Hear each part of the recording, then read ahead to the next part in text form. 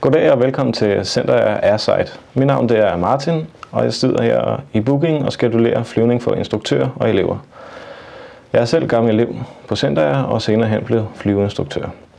For at komme over på Center Airside skal man igennem Lufthavn Security Check. For at kunne blive godkendt til det, skal man have en ren straffeattest. Når man så er kommet igennem Lufthavn Security, har du mulighed for at komme herover til os på Center Airside. Herover på Airside gør vi klar til flyvningen, som vi skal ud og udføre. Vi skal have tjekket vejret, vi skal have planlagt en rute, og vi skal have tjekket flyets papirer. Før hver flyvning har vi en briefing, og efter hver flyvning har vi også en debriefing, som foregår i samarbejde med instruktøren.